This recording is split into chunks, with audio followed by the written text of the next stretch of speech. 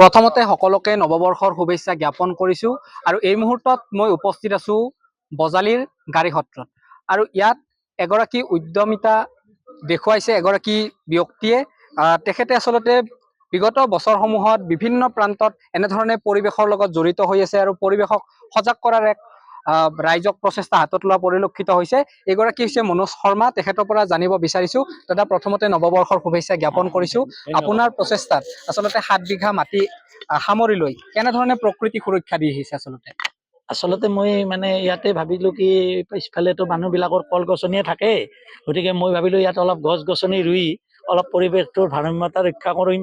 ইয়াৰ পৰাই তাৰপিছত সেই ভাবিয়ে ইয়াতে এটা পৰিৱেশ আহিলে মানুহ ভাল পাব, সেই ভাবিয়ে মই আচলতে এইখিনি কৰিলোঁ। এটা চুইমিং পুলো দেখিছোঁ আচলতে, ইয়াত কেনেধৰণৰ কিবা প্ৰশিক্ষণ প্ৰদান কৰা হয় নেকি? চুইমিং পুলত মানে আমাৰ ল'ৰা ছোৱালীবিলাকে, ওচৰৰ ল'ৰা ছোৱালীবিলাকে আহে, ইয়াক অলপমান মানে ইয়াক চাফ চিকুণ কৰি চূণ পটাচ চটাচ দি ইয়াক ধুনীয়াকৈ ৰাখি তাৰপিছত ইহঁতে সাঁতুৰি ইহঁতে আৰু অভ্যাসটো কৰি আছে ইয়াতে।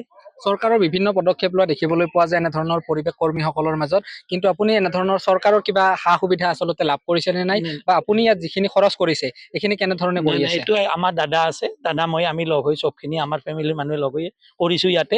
আমি চৰকাৰী ফালৰ পৰা কোনো সা সুবিধা লোৱা নাই। বৰ্তমানলৈ কিমান টকা খৰচ গ'ল এইখিনি কাম কৰাৰ কাৰণে? এইখিনি মানে টকাৰ হিচাপ ৰখা নাই। আচলতে কি হৈছে, খৰচ কি হৈছে হৈ থাকে, কিবা কিবি খৰচ কৰি থাকো।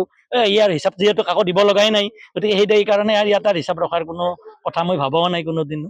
পৰৱৰ্তী কেনেধৰণৰ পৰিকল্পনা আছে এইখনক আগুৱাই নিয়াৰ? যদি পাৰো এইফালে যদি মাটি অলপ এচৰৰ মাটি ল'ব পাৰো, মানে মাটি পাওঁ, তেতিয়া কোনোবাই যদি দিয়ে তেতিয়াহ'লে অলপমান মানুহ আহি যাতে এবাৰ ভাল পায় ইয়াতে, এনেকুৱা এটা পৰিৱেশ বনোৱাৰ ইচ্ছা আছে আৰু ভৱিষ্যতে। যিটো সময়ত দেখিবলৈ পোৱা গৈছে কিছুমান ব্যক্তিয়ে চৰকাৰী চাকৰিৰ পিছত দৌৰি থাকে, কিন্তু তেনে পৰিপ্ৰেক্ষিতত আপুনি নিজকে স্বাৱলম্বী হোৱাৰ যি পদক্ষেপ হাতত লৈছে, কি ক'ব নতুন উঠি অহা নৱপ্ৰজন্মক? নাই আচলতে কি হয়, মোৰ মানে কি ব্যৱসায়, বেলেগ ব্যৱসায় মই কৰোঁ, কিন্তু ব্যৱসায়ৰ লগত মানে কি মোৰ এইখিনি যে আমাৰ বন্ধু বৰ্গ যিখিনি আত্মীয় স্বজন আহে, মানুহ আহিলে যাতে এটা ভাল পৰিৱেশ এটা পিছফালে পায়, সেইটোৰ কাৰণেহে আচলতে কৰিছিলোঁ।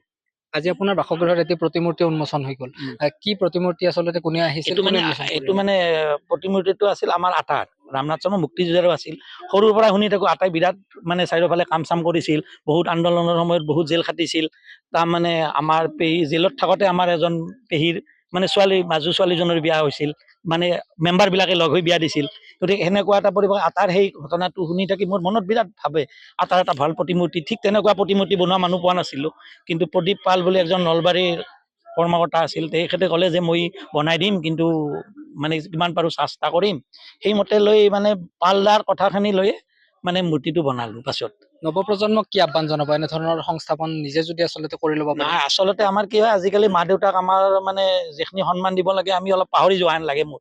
গতিকে মই ভাবোঁ কি এইটো ক্ষেত্ৰত আমি সকলোৱে মানে মা দেউতা কি, আটা কি, আমাৰ পূৰ্বপুৰুষৰ কি আছে, এইখিনি অলপমান বেছি গুৰুত্ব দিয়া পালে ভাবোঁ নৱপ্ৰজন্মবিলাক। হয়, এগৰাকী যুৱ ব্যৱসায়ী মনোজ শৰ্মাই তেখেতৰ ইয়াত যিসমূহ কাম কৰিছে সেই সন্দৰ্ভত অৱগত কৰাৰ প্ৰয়াস কৰিলে, আৰু আজিৰ দিনটোত তেখেতে এটি প্ৰতিমূৰ্তি উন্মোচন কৰিলে আৰু প্ৰতিমূৰ্তি উন্মোচন সন্দৰ্ভতো কিছু কথা অৱগত কৰিলে। যিকোনো খবৰৰ বাবে যোগাযোগ কৰক 7099017330 লগতে 7099017110 নম্বৰত।